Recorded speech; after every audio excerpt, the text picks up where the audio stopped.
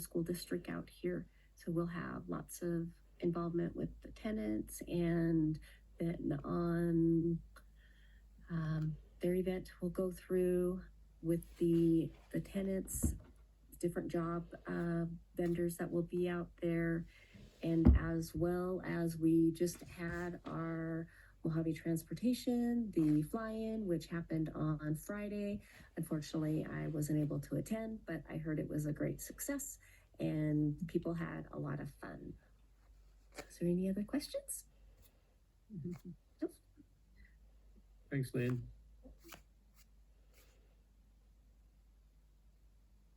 Any other comments? All right, move on to the consent agenda.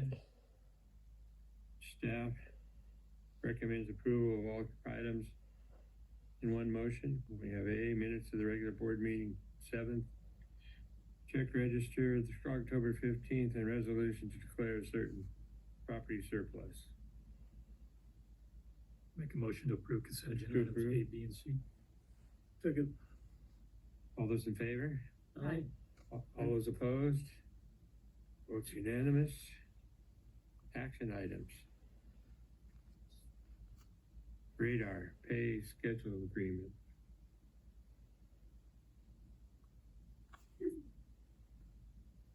Good afternoon, everyone. It's recently happened that the FAA and FTI have agreements, which in turn is causing now FAA and MAST to renew their agreement for a pay schedule to maintain the radar in the tower.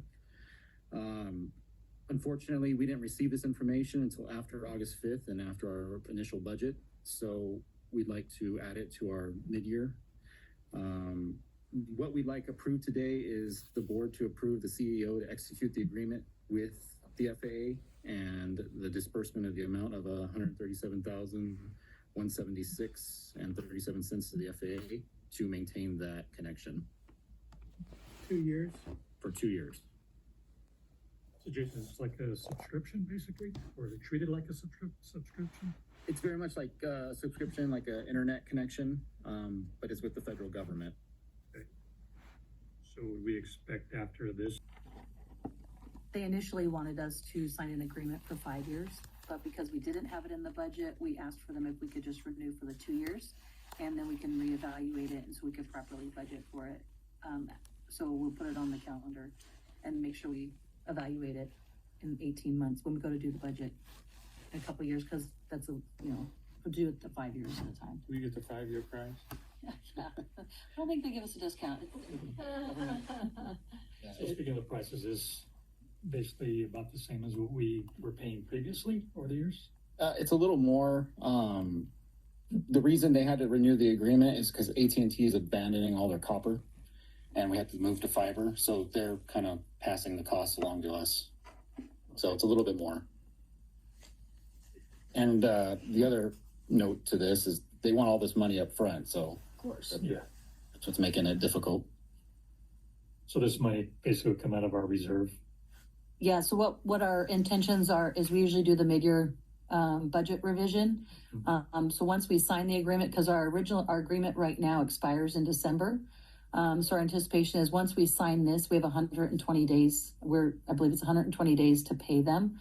So our intentions is to sign the agreement so they get our signed agreement so they know we plan to renew. Okay. And then we'll start to work on the mid-year revision. And then try to adjust our operating budget accordingly to accommodate this. Right. So we'll take a look and see where we're at mid-year. Jason, this allows our tower to have their radar from Edwards. Correct. So we get the same view that the military gets. Right, without having all the other equipment here. Right. Motion to approve. Second? Second. All those in favor? Aye. All those opposed? Are there any public questions or comments? Oh. Any Any questions? public online? Yeah. We do. Okay. Are there any other comments? All right, no comments. Motion to approve? Or, So moved. Jimmy, second. Second. all right, all those in favor? Aye. All those opposed? None. Vote is unanimous.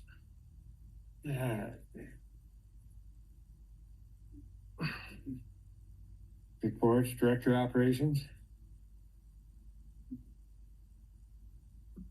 Good afternoon, directors of the board. I do want to go slightly off script a little bit today.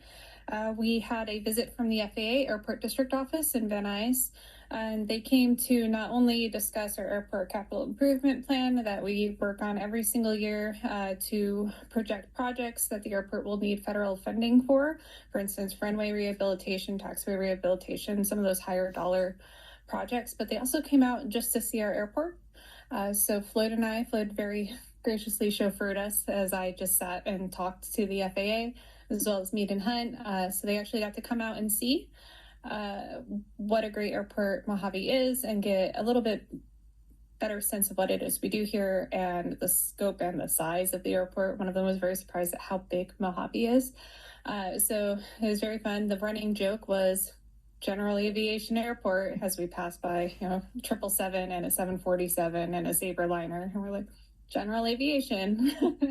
But they did have a really good visit, and I'm very grateful when the ADO is able to come out and get a better sense of what it is we do here at Mojave, because we're not just a general aviation airport. So they were impressed, and they got to see some of the projects firsthand that we're asking funding for instance, Taxiway Foxtrot and portions of Runway 30 that we are asking for funding for. They could see in person some of the damage or just age-related repairs that need to be made to those surfaces. So it also helps our case when they get to come out and see it, and I pick up a chunk of the pavement and say, this is why we're asking for money versus, we just hear the FAAs handing it out. So we're trying to get in. So it was a great visit.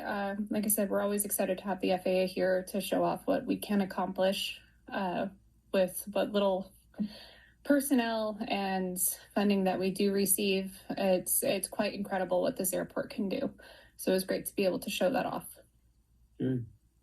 Speaking of what this airport can do for operations counts, quick correction, in 2024 we had 1,492 civilian operations, not 1.5 civilian operations.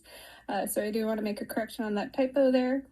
But overall, we were just down 6 ops as compared to September of last year.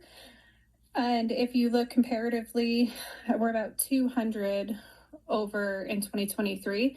So it was great, especially after looking at August last month, where we did have a significant dip, to see those numbers stabilize. And maybe it was weather related, an anomaly, anything financially with the economy. It was good to see those numbers stabilize and see that we are still continuing to grow and seeing those operations increase. So we are very excited. Good. That's all I had. You have any questions? Thanks, Ariel. Oh, congratulations, Ariel. Happy birthday. Happy birthday, Ariel. I hadn't processed it that, you've reached a certain age when people don't say happy birthday, they say congratulations. You made it, huh? Is that?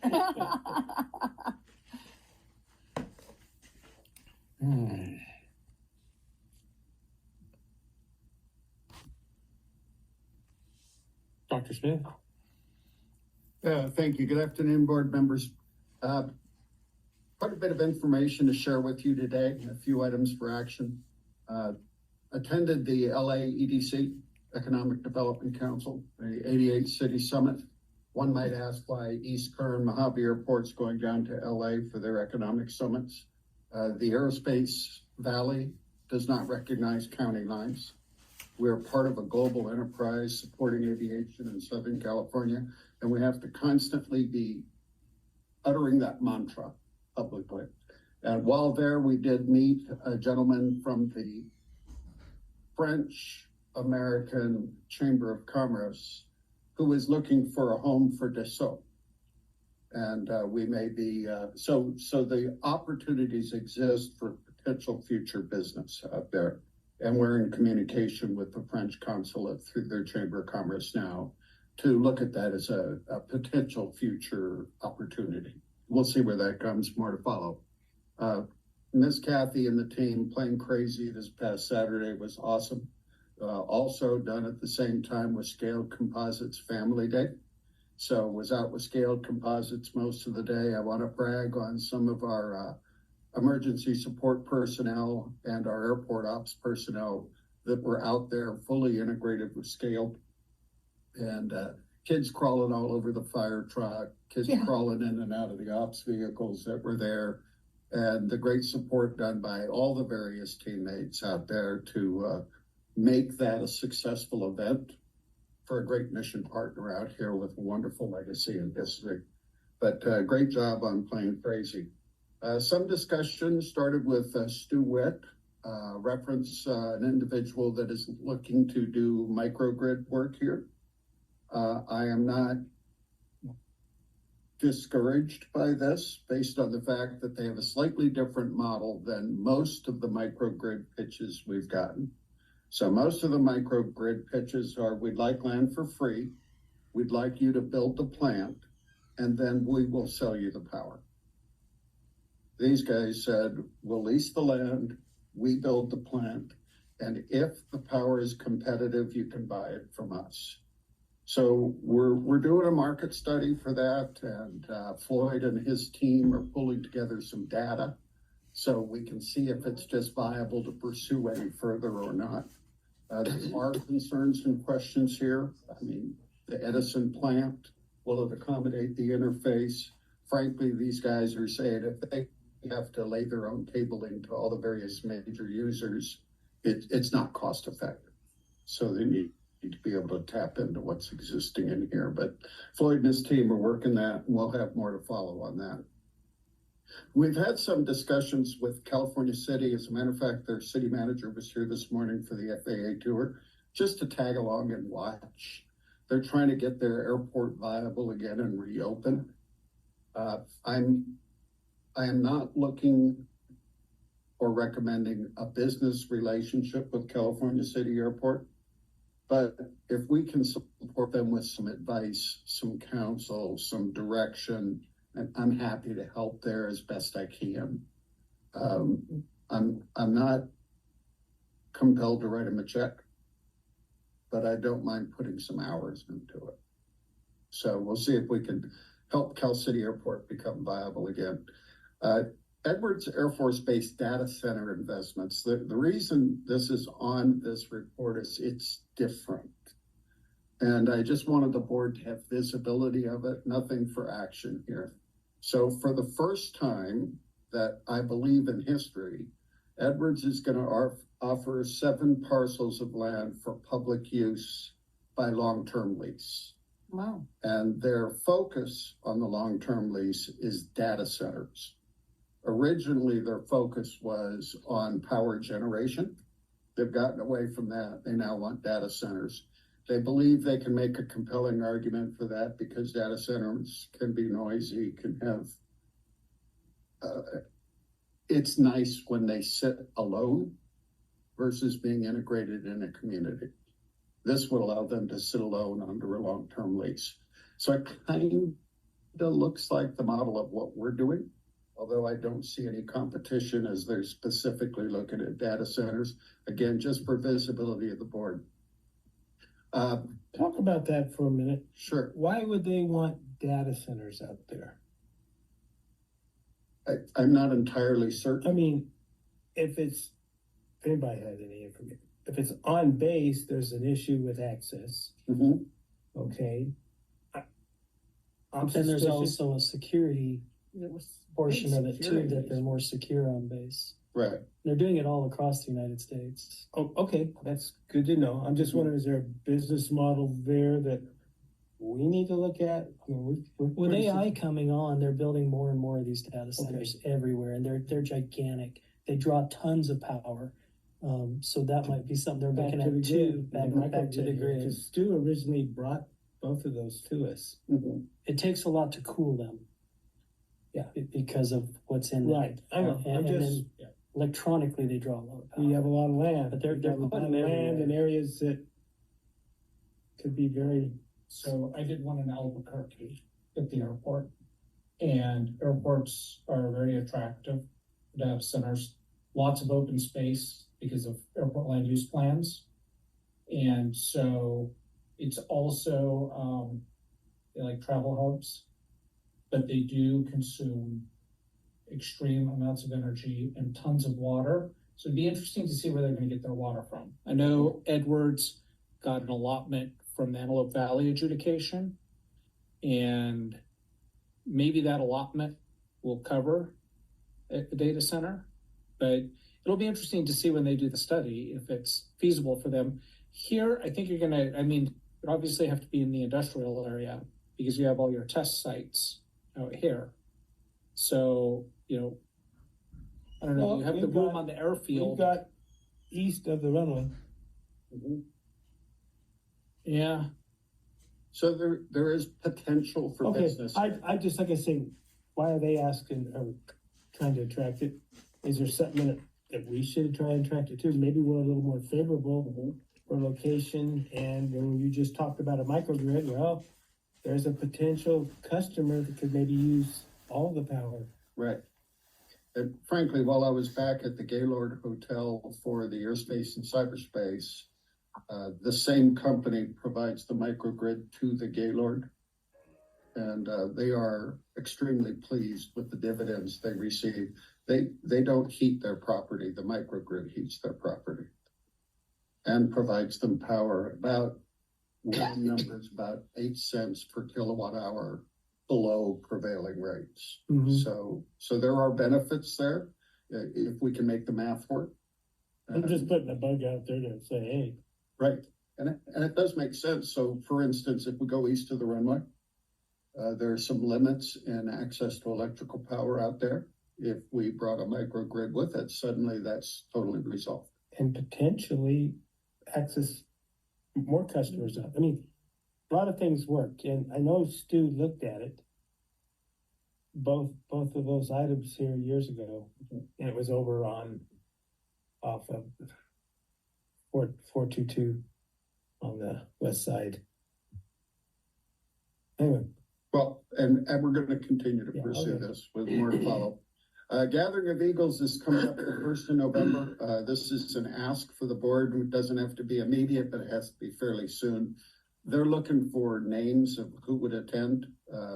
Mojave and Spaceport has a table at the Gathering of Eagles, so we have availability of 10 seats, I believe. Yeah. So if any of the board members, significant others, et cetera, may choose to attend, if it would be possible to let me know by close of business tomorrow, or Nicole, we'll make certain you're on the list and your tickets are waiting at the door. So, if the board is not interested, we'll go ahead and amortize those tickets across staff and, provide that opportunity to attend to the teammates here. I apologize for the late suspense on that, but they're pushing for a list coming from, we actually got an Like email historical. from Nicole quite a while ago. oh, So okay. it's probably us who should be apologizing for not RSVPing. And we have 6 seats. 6 seats. Yes. Okay. AV Edge Fall Forum's coming up 6 November, 2 PM to 5 PM, 1700. That's at the Palmdale Playhouse. Similarly, they have offered seats. So if any board members would like to attend the Fall Forum of AV Edge. AV Edge, we sit, myself in particular, thank you, sit on their board as well. And we have a good functional relationship with them. They are strong supporters of Mojave and the mission of Mojave, and have done a good job of, again, breaking down that county line and understanding that AV Edge is all of the Aerospace Valley, not limited to the Los Angeles basin down there in LA County.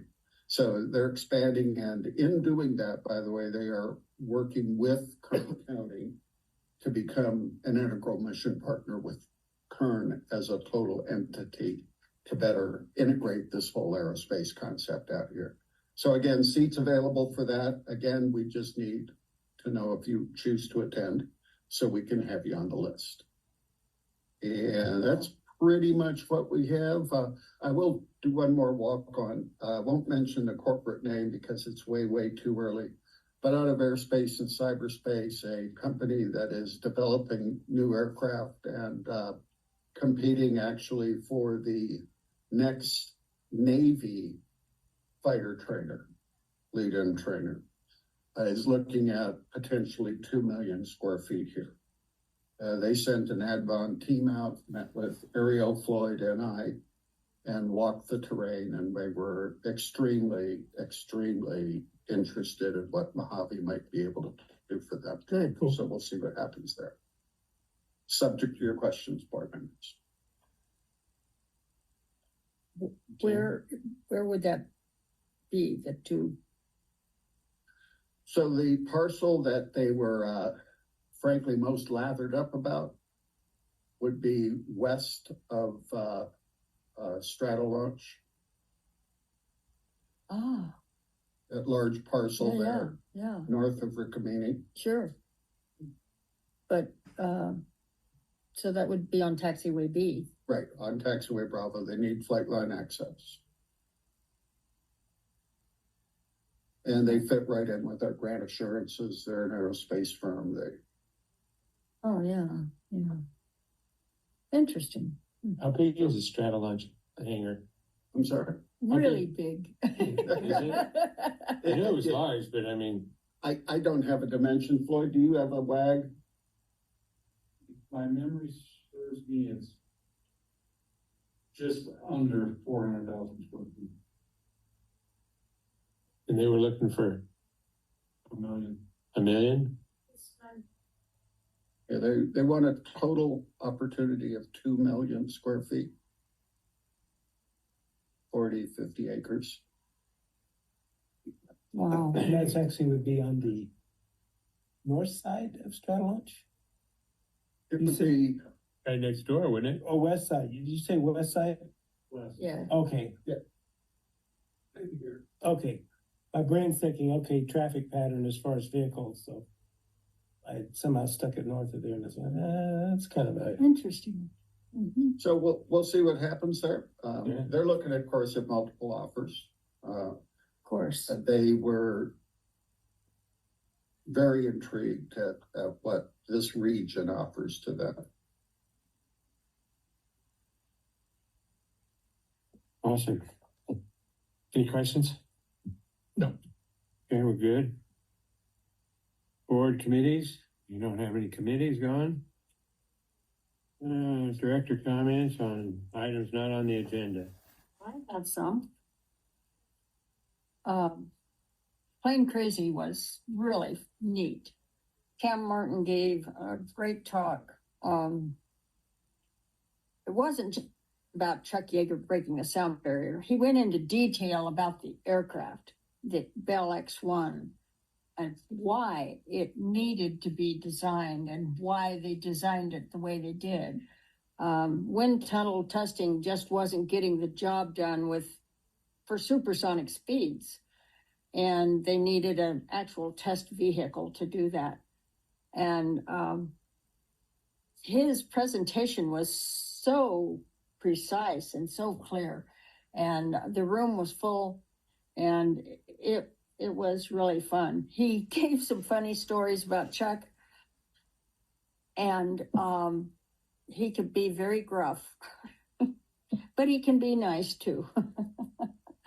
So it was a great day, lots and lots of airplanes on the ramp. And because it was Scaled Family Day, Matt Steinmetz brought Little Toot out, which used to belong to Fitz Fulton, the little biplane that Wynn bought for Joanne then. And then there were 3 little race planes out that he cleaned up and brought out as well. So the people that came were really pleased, and it was a treat to walk among so many different aircraft. And then they looked down at what Scaled had out and oohing and awing. But gorgeous day, perfect weather, great day for flying. And then those L-29s came in that were going to go to an air show in Texas, and because of the government shutdown, I don't know why they didn't check beforehand, but anyway, the air show was canceled and they landed here and bought fuel. So yay. But, it was fun to talk to them as well. So it was a great day. I wanted to let everyone know that on Veterans Day, Saturday, November 11th, there will be a ceremony out here at Legacy Park. And Tammy Emery Kelly, she's the daughter of Mike Emery. Some of you may remember Mike. He worked here in maintenance for many years. But Tammy has been helping with the Veterans Day ceremony for several years now. And something I started, gosh, a long time ago. But the speaker she got this year, his name is Donald Parent Jr., and he's a Vietnam veteran and suffered with PTSD, and then wrote a book on how to survive that and what steps you need to go through to get through it. And so he will be the speaker, and our own general manager, CEO, Brigadier General David Smith will give the welcome, which is appropriate since it's Mojave Air and Spaceport, Rutan Field. And so I think it'll be a really nice ceremony, and I hope everyone can come. Thanks, Becky. Thank you.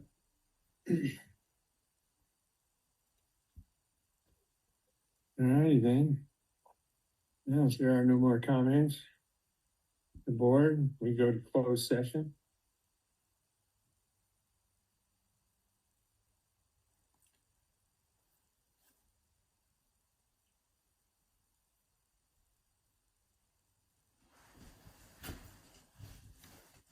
You guys can all mute your mics. So